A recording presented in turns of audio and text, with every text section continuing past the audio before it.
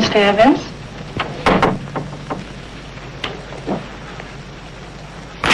Monday morning is never good. Anything important? David Norliss, home 3. Huh. Hello, David. Been a while. How's the book coming? Sanford, I've got to talk to you.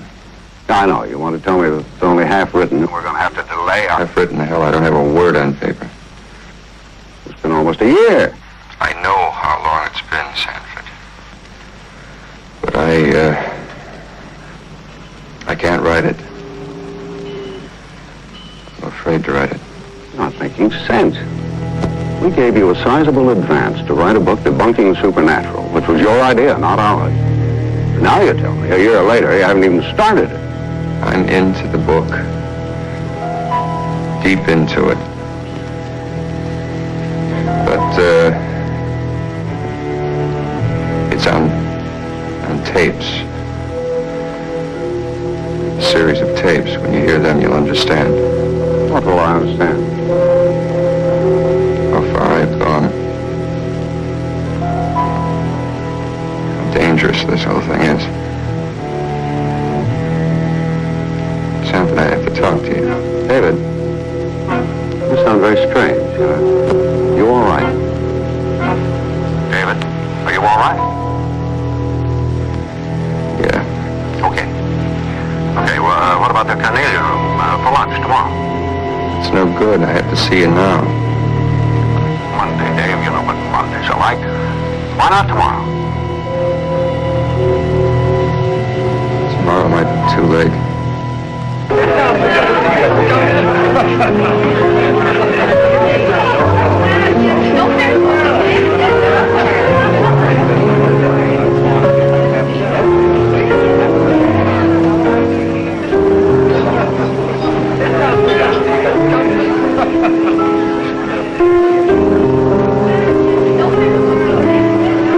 Do you wish to order now, sir? No, just bring me a phone.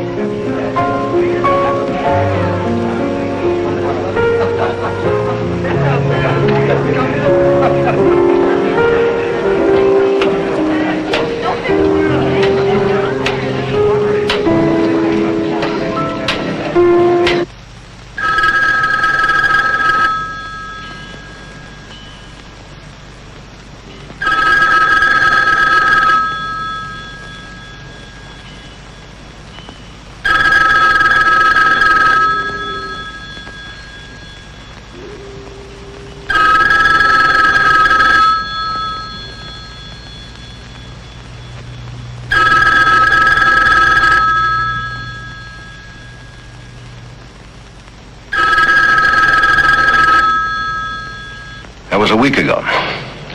He never showed for lunch, never phoned to explain why, and I haven't been able to contact him since. You should be used to eccentric writers by now, and in my opinion, David Norliss is just a bit more eccentric than most. Well, I'll never get over this view. There is something wrong. I wish you'd check this thing out. Find out where he is. Sanford, I'm his lawyer, not his nursemaid. Please. All right, I'll look into it. I still say you're making too much of a broken lunch date.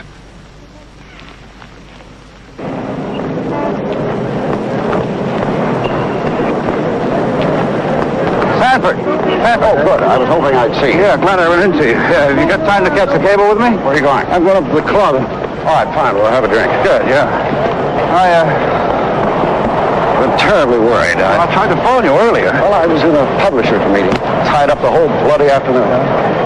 Sanford, I'm sorry. I didn't take you very seriously in the meeting the other day. Well, I just thought you were making much too much of it. I hope you have something. What'd you find out? Nobody knows where David is. Nobody's seen him. He's just gone. Are you sure? I checked every possible source. Everything conceivable. It seems incredible.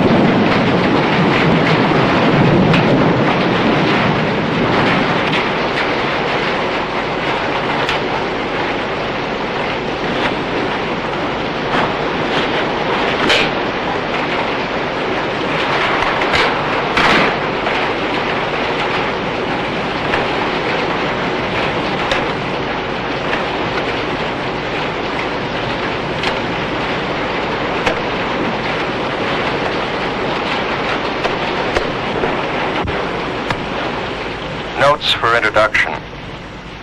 Today is Thursday, September 25th. And I might as well get started with this thing. Get the book rolling with what I've got so far. God knows it isn't taking the direction I assumed it would. This whole thing began when my natural writer's curiosity was aroused by an article I'd read in a weekly periodical. The article was concerned with the commercial aspects of spiritualism and the occult. My original idea was to expose the phonies who were bilking millions of dollars each year out of their gullible victims. To go after the fake mediums, phony astrologers, the self-proclaimed seers, and trick mystics. I was successful at this for some time.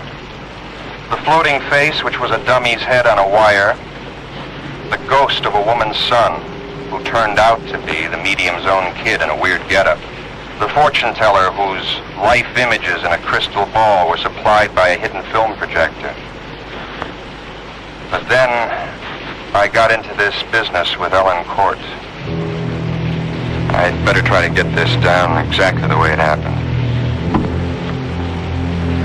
Ellen Stern's Court was recently widowed. Her late husband, James Raymond Court, was a successful sculptor from a well-to-do family.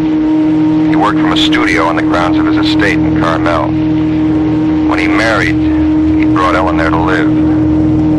The night before she came to see me, she had undergone a very bizarre and frightening experience. Shortly after midnight, she was awakened from a sound sleep by the barking of her dog, Raleigh.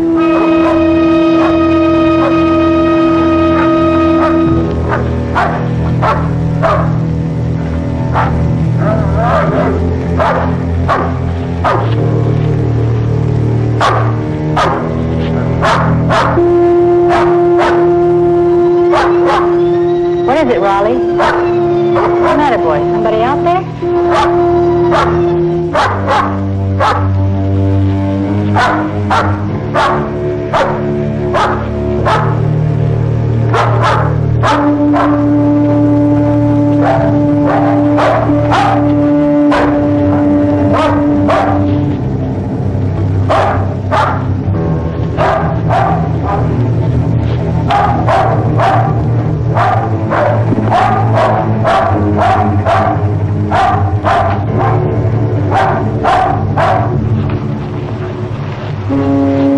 Show me. Okay, show me what you want. Okay. Easy, easy, boy, easy.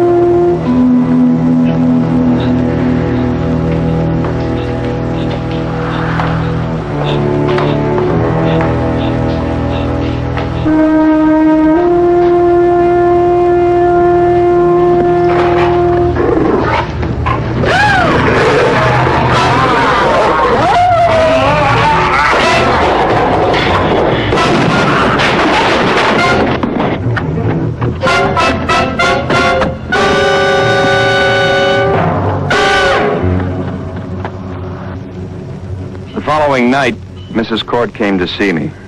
Actually, her sister, Marcia Stearns, an acquaintance of mine, had set up the meeting. Marcia knew about my work in the supernatural. When Ellen called her about the incident, Marcia had Ellen contact me.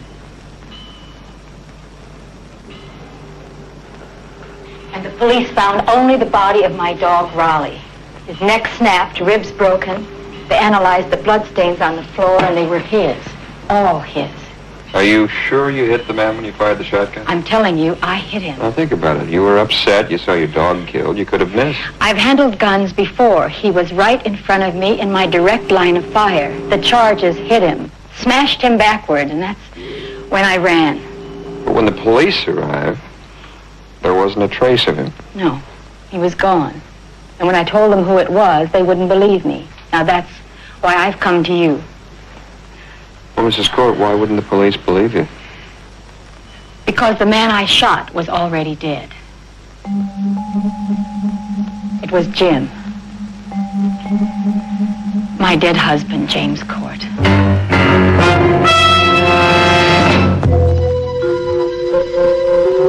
Ellen Court seemed convinced that she had encountered the risen form of her recently entombed husband. I asked her to describe the circumstances surrounding Court's death. Jim had been feeling very bad. We didn't know why, and our family doctor suggested that he undergo a series of tests at the Fraser Clinic. That's when we discovered he was suffering from a terminal disease of the brain called Pick's disease. I've heard of it. There's no cure, there was no treatment, and I don't know, Jim just seemed to change almost overnight. He was confined to a wheelchair, it would no longer work. He even had me board up his studio. He wouldn't even talk about his work. Was he at all involved with the supernatural? Yes, he was. And it started just before his death. Well, tell me about that. I'd arranged an exhibit of Jim's sculptures at the Langdon Gallery. And he met a woman there named Madame Jaquille. She owns an antique shop here in San Francisco, and part of her business involves the occult. In what way? She deals with objects that are supposed to have occult powers. She even claims to cure the sick, and Jim believed her. No doubt asking for a lot of money, too. No, she didn't. As far as I know, Jim never gave her a penny, not even for that ring. What ring? An Egyptian scarab. Something to do with the god Osiris. Osiris, an Egyptian god involved with the doctrine of immortality. Yes. The ring was part of an agreement he made with her. Use the word agreement. What kind of agreement did they have? I wish I could tell you. I can't. All I know is Jim accepted that ring in return for some kind of promise. He refused to discuss it. Where's the ring now? Do you know where it is? Yes. It's in his coffin. His coffin? Jim even specified that he was to be buried with that ring. That it be kept on his hand. And his body is in the crypt in the grounds of the estate. That's where his body should be. But after what I saw last night, I don't know anymore. The next afternoon, I had lunch with Marcia, who was taking a flight to New York. She was quite worried about her sister. But you know I'm not easy to panic. And when Ellen phoned me, I knew she was desperate. I suggested she talk to you. Actually, we haven't been close for over 3 years since she married that James Court. Why, did you get along with Court? No, I didn't. And when Ellen married him, it affected our relationship. We just haven't seen very much of each other. And now when she really needs me, I can't be here. How long do you have to be in New York? Well, only a few days. But I felt that we should talk before I left. It's important. If she says that she saw James alive, well, then somehow Sure. If I didn't believe she was telling me the truth, as she knows it, I wouldn't be here. I know, but it's just all so fantastic. I mean, how could such a thing be possible? I don't know. But we're certainly going to try to find out. However, before I was able to contact Ellen again, another bizarre incident occurred. That night in Carmel, a salesgirl was closing her shop for the day. Millie Parks, pretty, blonde, in her early 20s, was tired after a full day's work. She was anxious to close up, get into her car, and drive the 6 miles to her home, a small one-story beach house on the ocean near Big Sur.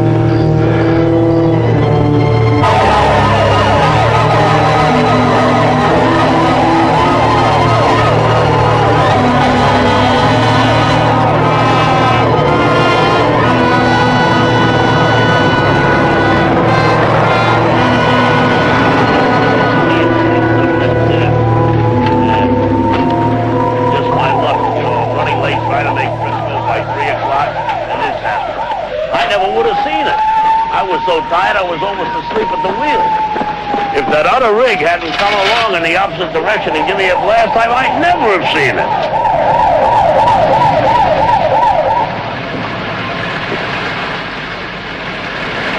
It's unbelievable. Sheriff, I suppose you want to talk to me about it. No? All right.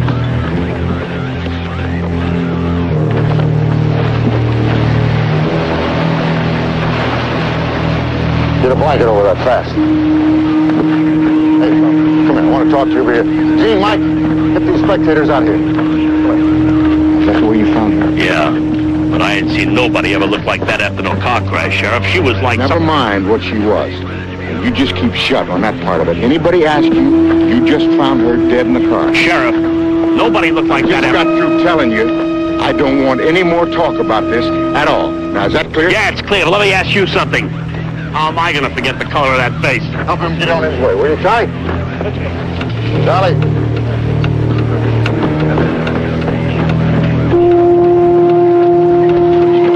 I'm putting a lid on this one. Nobody talks to anybody about the condition of the deceased. Give me the mic. Sheriff Hartley, we have a 946. Let me talk to the coroner.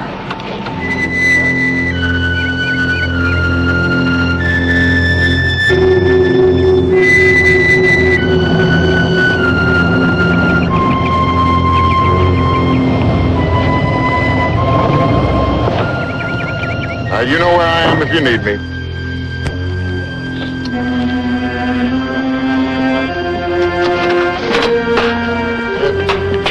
Oh, can't you ever be on time? What do you look so sour about? Well, what do you think? You know, every time I manage to steal an afternoon, up come the rain clouds. I don't know what you're crying about. It doesn't look so bad to me. Well, if I came from Chicago, it wouldn't look so bad to me either. Hey, what about the autopsy report? I didn't get it yet. Oh, might be ready now. Why don't I call the office and find out? What is It's going to take a couple of minutes. Why don't you go get changed? Oh. You want playing those? Oh, you're funny. I'll meet you in the first tee.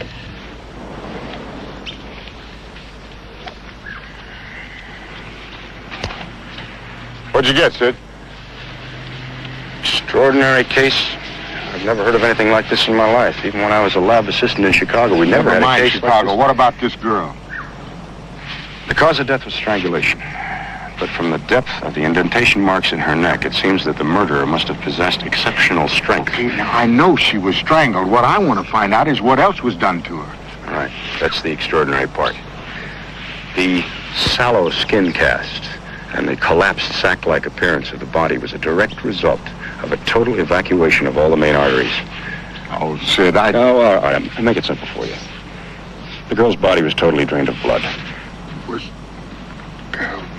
Look, I don't want the media to get a hold of this. That's all I need, a bunch of newspapermen crawling up my back. Now, I can see the headlines now. Vampire killer loose in Monterey. What can you do for me? I'll do the best I can, but I can't guarantee anything. You know that I have to file a report. I cannot falsify the report. Now, you know damn well I don't want you to do anything like that. All I want kept under wraps is the condition of the corpse, not the fact that she was murdered. Look, I gotta have time to work this thing out. Okay, I understand. I'll try and keep it under wraps for you. Okay, that's one favor I owe you.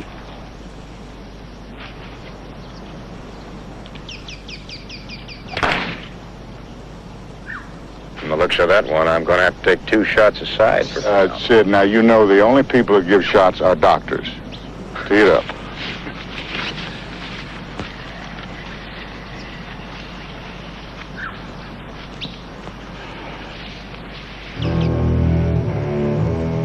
The morning I drove down from San Francisco, the weather was foul. A curtain of cold rain fell from a gunmetal gray sky. I'd set up a meeting with Sheriff Hartley and Carmel to discuss the Ellen Court situation. I didn't expect much cooperation from them, but it was worth a try. A way to begin. When I pulled up in front of Hartley's office, the sky had begun to clear and the sun was breaking through. I hoped it was a good omen.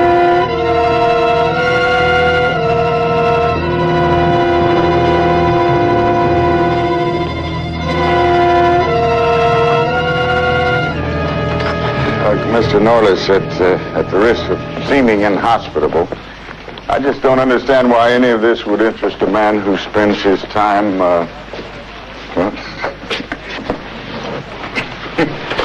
chasing ghosts. I'm sure you find this all very amusing, Sheriff. Mrs. Court swears her husband is alive. She asked me to help her. I agreed to. What do you want from me? Any information that ties in with the man she shot in her husband's studio? Shot at. It's plain she missed him. Nobody can take a shotgun charge and keep walking. Look, she saw an intruder, she went panic. He could have been anybody, some bum looking to spend the night indoors. It gets cold out here in these woods at night. Now, I'll bet you that right now your ghost has hopped a freight and is halfway to Chicago. As for information, I don't have any to give. What about that girl who was murdered in her car the other night? What's her name, Millie Parks? Well, what about her? Well, I stopped in town before I came here and heard a few people talking about it. Well, it's like they say, read all about it in your daily newspaper. I have.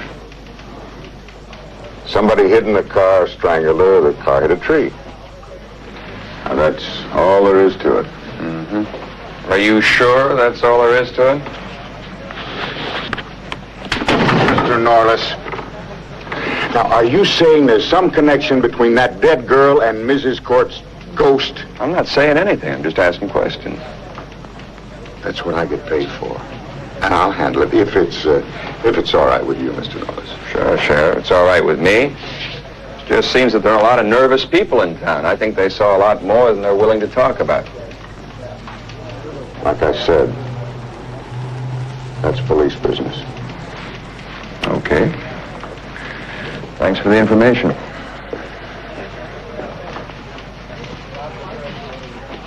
Think maybe he's onto something? On to what?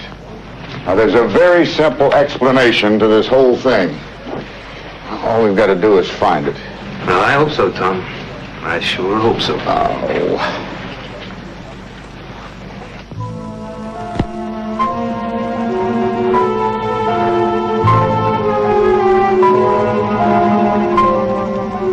As I headed for the Court estate along the 17-mile drive, acres of lush cypress and tall pine loomed over me.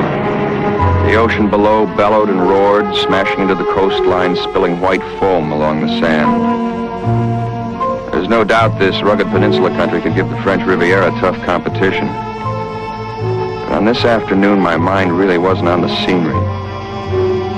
I kept thinking about the girl who had been murdered the night before, trying to tie what I knew about her into the story Ellen had told me. I had a gut hunch the two were connected. How, I didn't know. I was going to have to try and find out.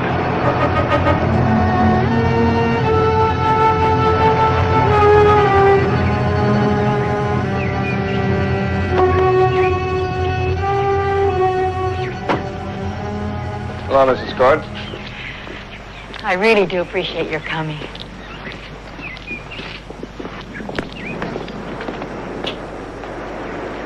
It's really a beautiful place. It was, but it isn't anymore. Not for me. I let the servants go after Jim's death, and now I'm trying to sell the estate. Would you like some coffee? Sure. So you mean to tell me you're out here all alone? I had Mrs. Harrison with me until today.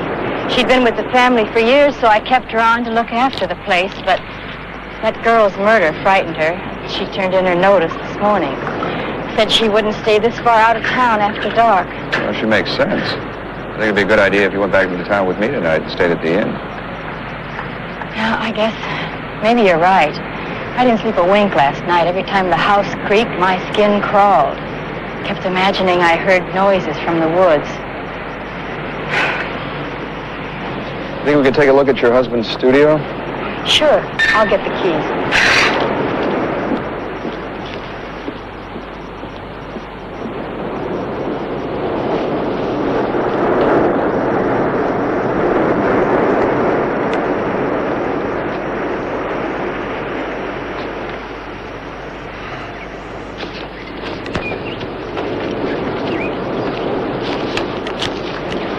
Say the dog led you in this direction? Yes, I practically had to run to keep up with him. What time did he wake you up? Just after midnight. There it is, over there.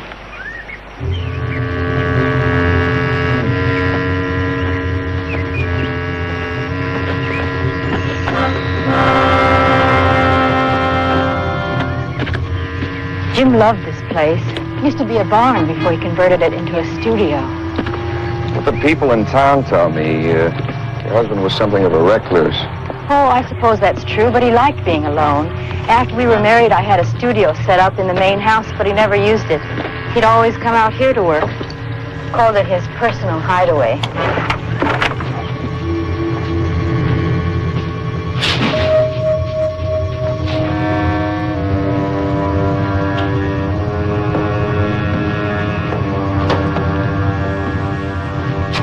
Is this from the dog? Yes, all of it. He killed Raleigh as easily as you'd smash a fly, and he was a German shepherd, a very powerful animal. And you say you had to unlock the door to get in.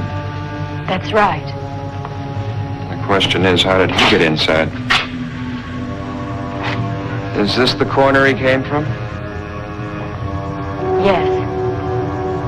He was standing right here. I'll never forget his eyes. They were horrible, wild, staring at me. How long has it been since you've been out here? I haven't been here since Jim died.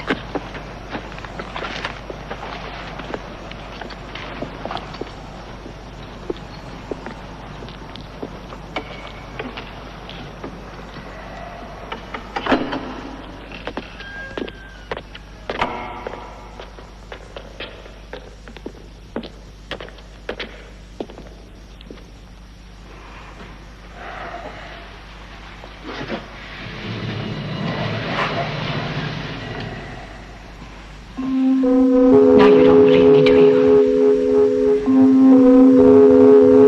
What do you believe? I don't know. But I'm still confused about the ring. It must be worth a great deal of money. Why do you say that?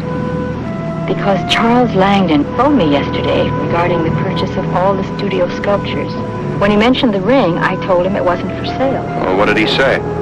He became quite upset, and that's when I hung up. Maybe I should have a talk with Langdon. Look, while I'm in San Francisco, do me a favor. Find out all you can about that murder the other night. There's something about that girl's death they're trying to hide. Well, then you think there's a connection between what happened to me and the Parks girl? I don't know. That's what I want to find out. I'll call you tonight.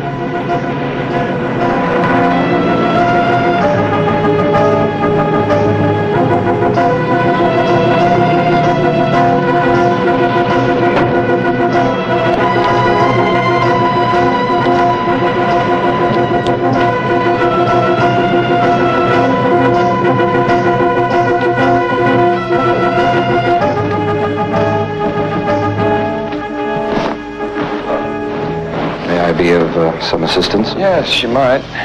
You tell Mr. Langdon that David Norliss is here to see him. If you'll be so kind as to follow me.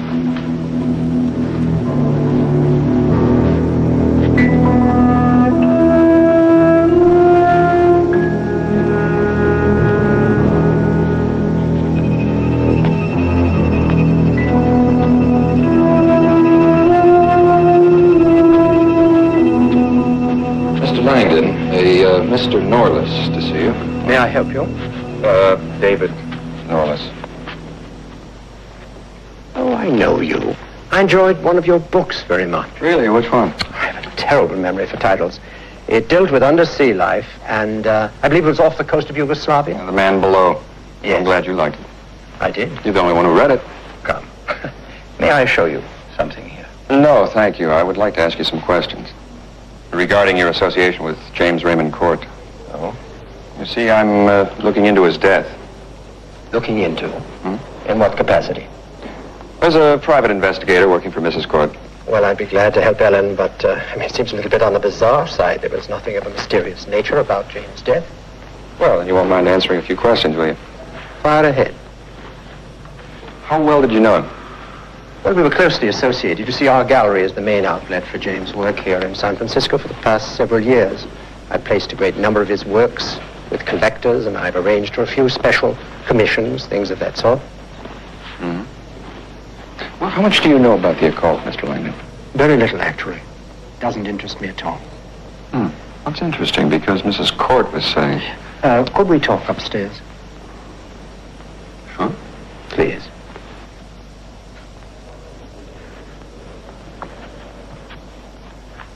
You see, I somehow got the impression that you were responsible for Mr. Court's fascination with the supernatural. No, it was simply a manifestation of his disease.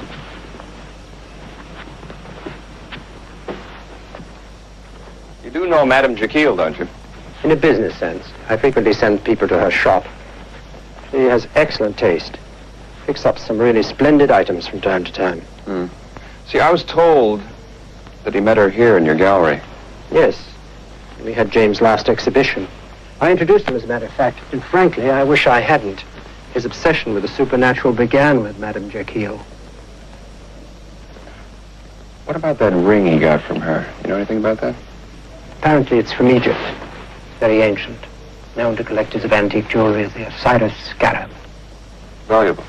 Well, its true value is difficult to determine.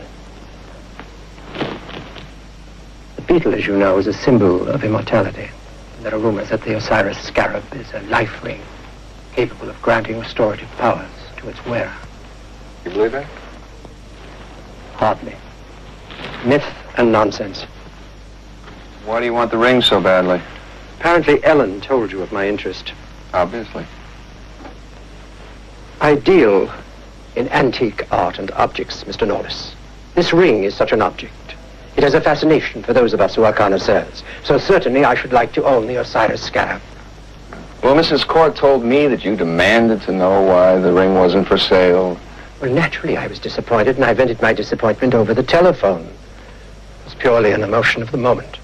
So she didn't tell you why she wouldn't sell the ring, or where it is? No, she did not. You know where it is? Mm-hmm. You see, Mr. Court's will declared that the ring should be buried with him. It's now on his finger in the family crypt. How curious. How very curious.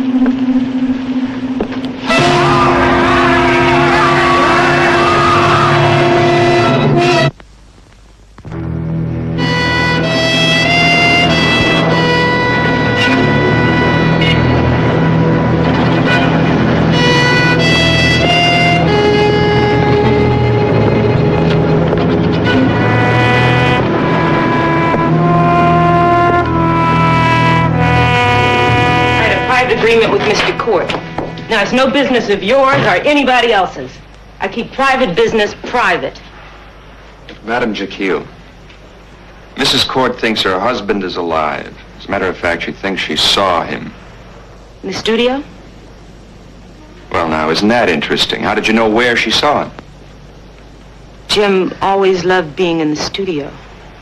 And his presence might linger there. Oh, come on, this was no presence. This was a real man, real enough to kill a dog and take a double shotgun blast in the chest. Why are you telling me this? Look, this has nothing to do with me. Well, I think it has a lot to do with you. And the ring you gave to Court. All part of a puzzle. And I thought you'd help me put the pieces together. There's nothing I can say. What about the studio? I think you know something about the studio, and it's linked with the ring. Look, I'm going to tell you something. You stay away from that place. Stay away from the whole Court estate. Why? It's the House of Sarga.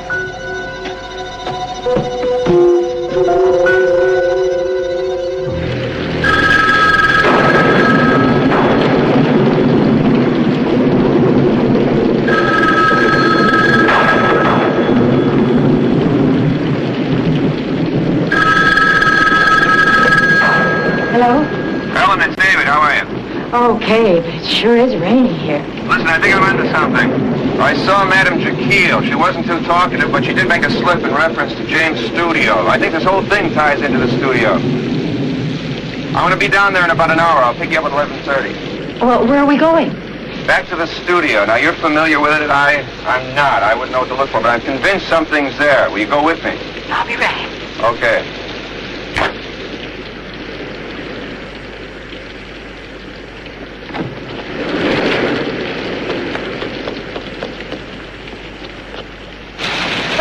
Midnight. I was worried. I thought something might have happened to you. The storm slowed me down. That means a lot of heavy traffic. What do you expect to find at the studio? I don't know. I'm not sure. Did you find anything out about the Parks girl? No, only that there seemed to be something strange about the body. Like what? Like she had no blood.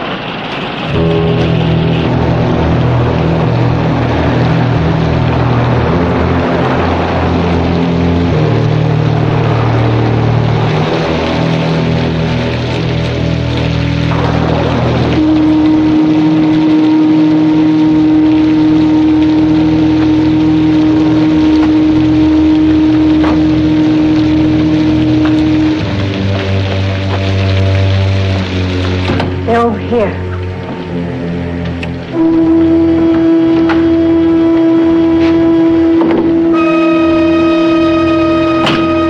hate to put you through this. I'd rather have done it alone. No, I'm glad I could help. Anyway, I was going stir crazy waiting back at the inn.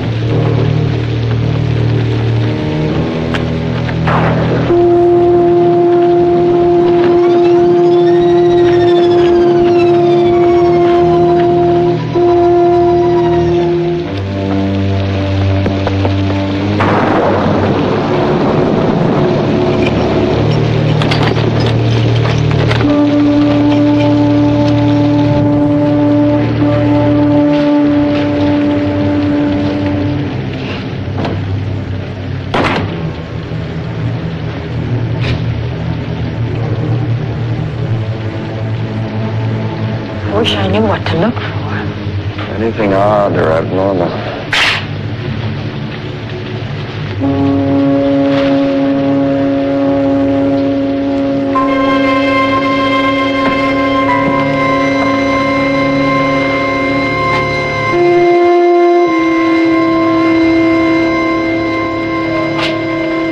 What's this? I don't know. I've never seen it before. I wasn't here the other day. I know. You sure he didn't start this just before he died? No. This isn't his. Not like his work. Look at the face.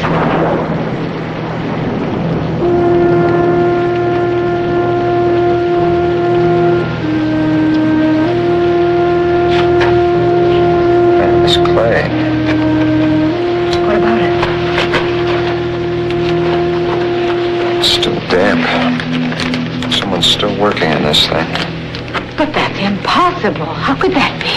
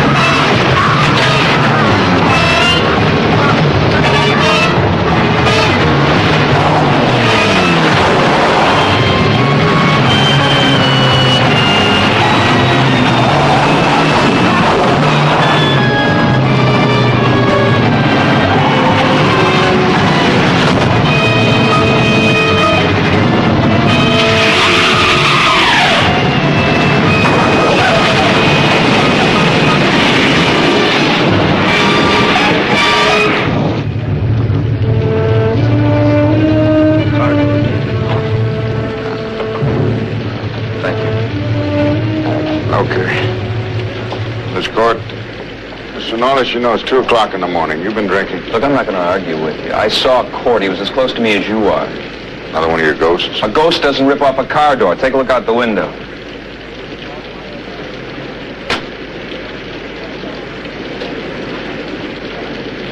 He did that? He did that. Mrs. Cord, are you all right?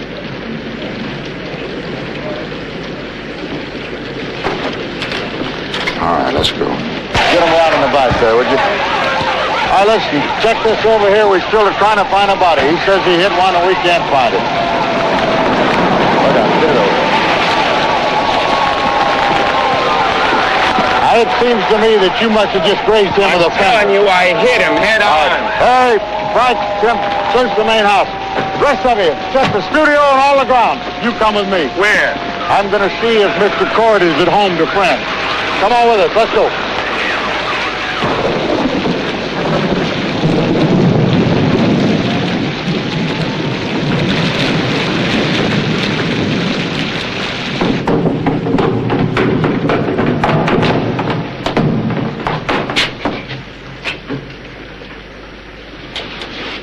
Someone's taken the body. Did you hear what I said? That's all there is to it. Somebody's taken the body. Well, hardly. What more do you No, now you look, Mr. Norliss. I just don't buy your zombie story. As far as I'm concerned, we got a prowler that looks like Mr. Cord, who assaulted you people when you caught him doing his job. Now, for his own reasons, he removed Mr. Cord's body. Now, I'm still in the dark as to why. Maybe it's to follow up the disguise. How do you explain the abnormal strength? You think I pulled the door off the car? I don't try to explain anything. If I did, I would say that you snagged the open car door on the garage in your hurry to get out. Now, look, when people panic, they do funny things. What are you going to do about all this? Assuming that we don't find the prowler on the grounds, and I agree that's very unlikely, then I'll have the woods searched. In the meantime, it's late, and I'm tired. I'm going to take Mrs. Cord back to town. You follow us. When you get there, you can sign a complaint. Let's give up on this wild goose chase.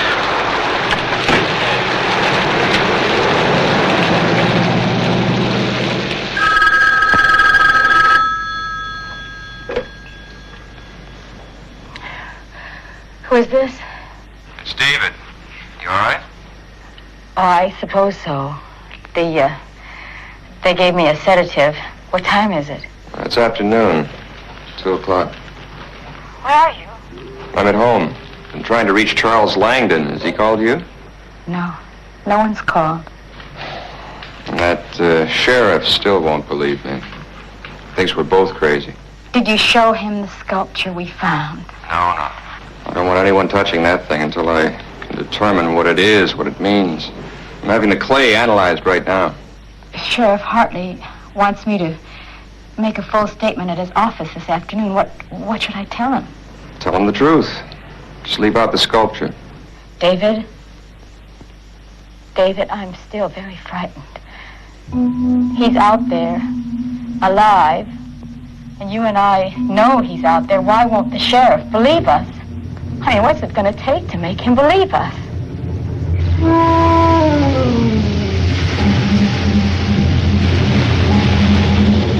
That night, Ellen's sister, Marcia, drove down from San Francisco. She had returned from her trip to New York earlier than expected. And unfortunately, when she tried to reach me, I was out. It was after midnight when she pulled into the deserted Court estate. And when she found no one there, she was already too tired to make the half-hour drive to Carmel.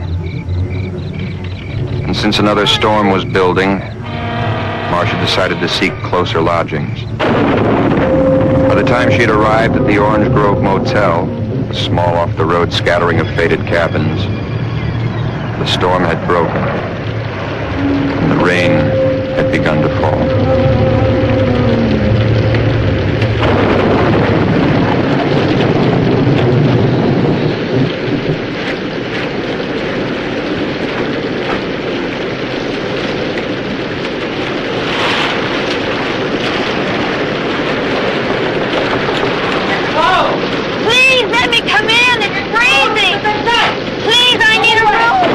Papa, will you tell her we're closed? Papa, tell her it's closed.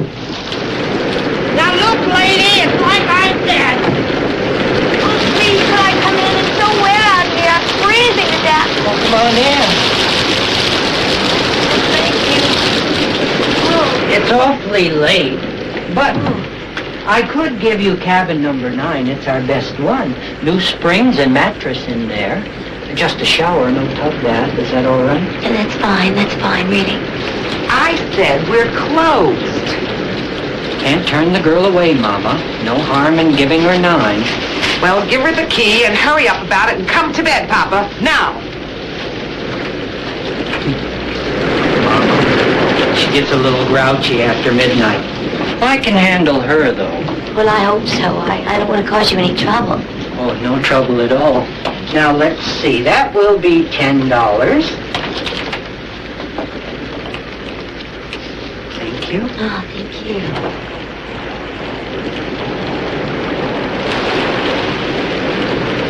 Can I help you with your thing? No, thank you. I can manage.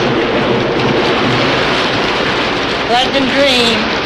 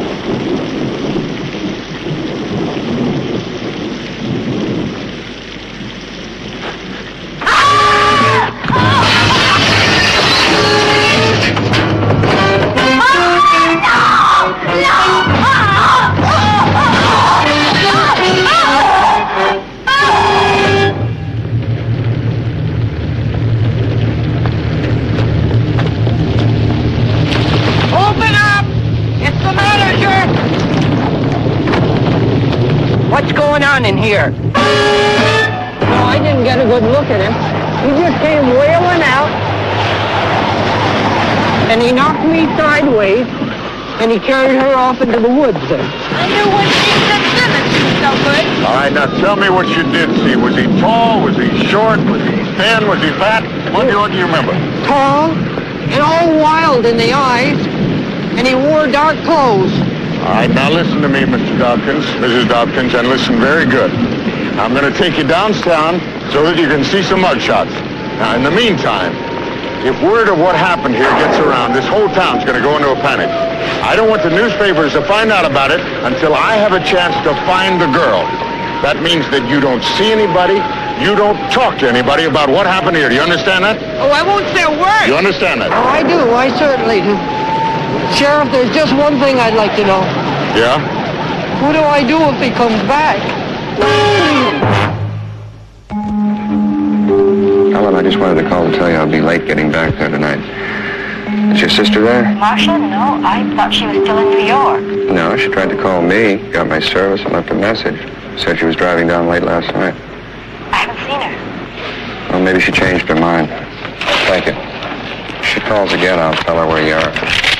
Now, look, I'm at the architectural firm who originally designed your place. I found out how Court got into the studio without unlocking the door. It came up from below. These blueprints I've been looking at show some very curious construction that went on back in the 20s. Seems the people who originally owned the place built a series of underground tunnels. Why would anybody want to build tunnels? Well, during Prohibition, they probably stored guns and liquor. The plans also show several entrances, one of which is in the crypt. Now, I found a connection between Court and The bloodless condition of the Parks girl. I think the sculpture is being done by Court. I think he needed the girl, needed to kill her. But why? For the clay in the sculpture. I just got the chemical analysis back. The clay is 40% human blood. Now look, Ellen, stay put. I have a few more things to check on, and I'll be down as soon as I can. Okay?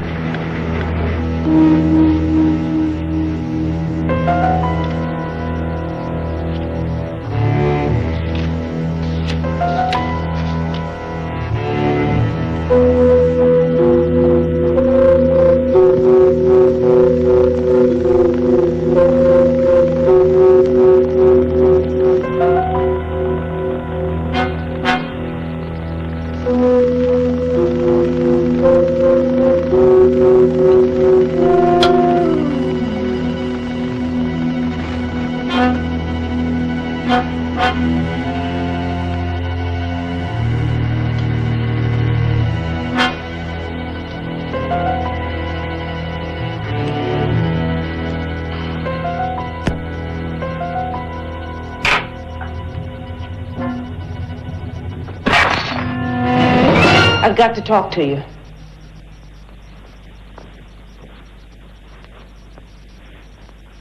Now, do you mind telling me why you have to see David Norliss? I've got to break free. I've got to strike back at them. The powers of darkness. They've controlled me.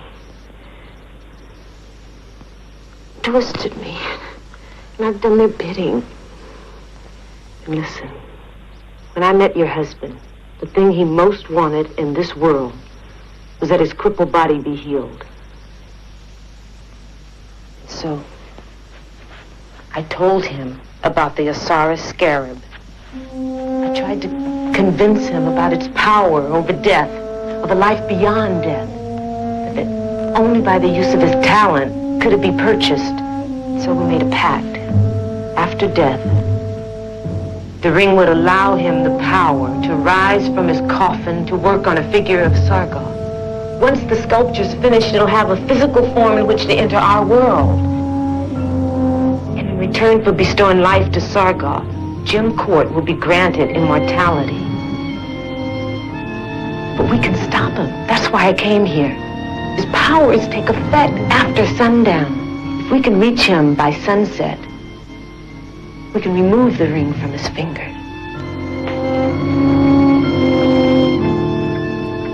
Mr. Norliss, I have a message for you, sir.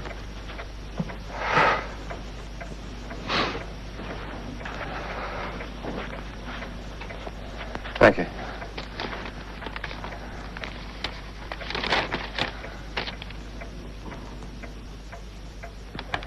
When did Mrs. Court leave? 15 or 20 minutes ago, I guess. She and the other lady, they left in a big hurry. How long before it gets dark here? About a half hour, I guess.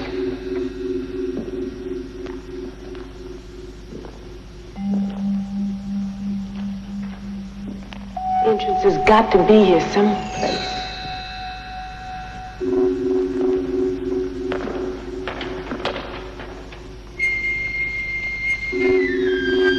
Over here, I think I found it.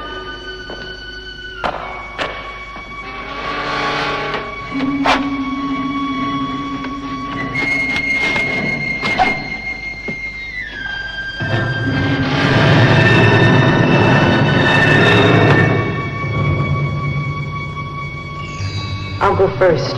Maybe we should wait. We don't have time. We can't wait.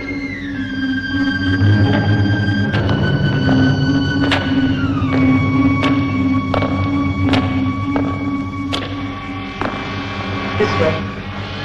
How do we know which one to take? We don't.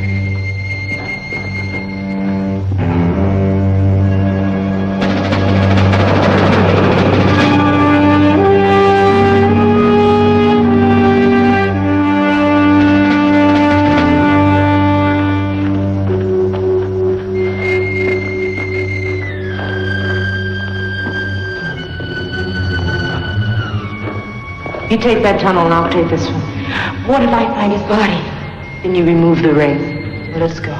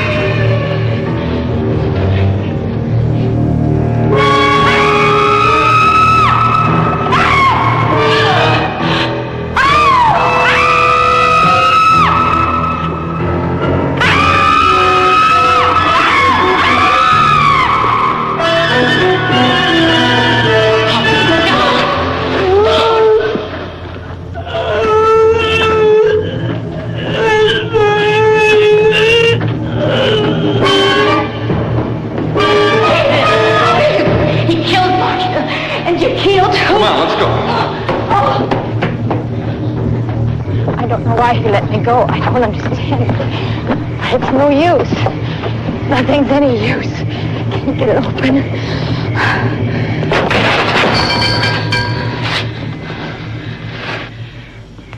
It's been moved. It's almost finished. Everything but the eyes. We can't let him come to life. Gotta let him finish. Let me. It's the only thing that can stop it. What are you doing? Making a blood circle. According to medieval alchemy, you can enter a blood circle, but if it's on fire, you can't get out. What's that? Hurry.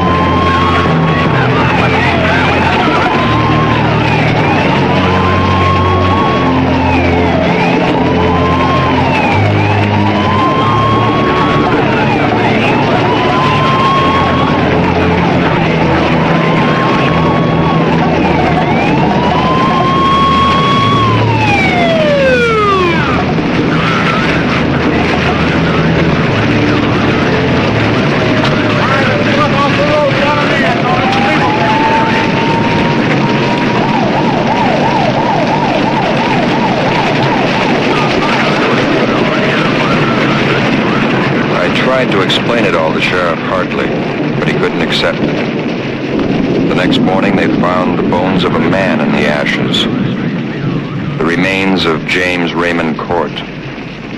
And of the demon Sargoth, they found nothing, absolutely nothing.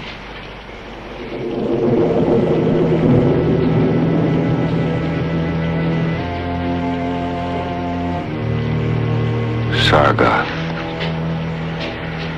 Strange name.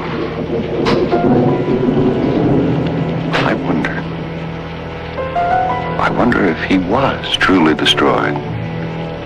Or could he be the key to David's disappearance?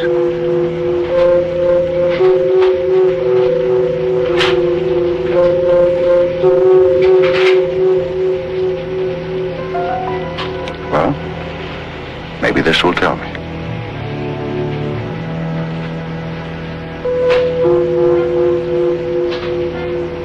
Chapter 2, December 4th.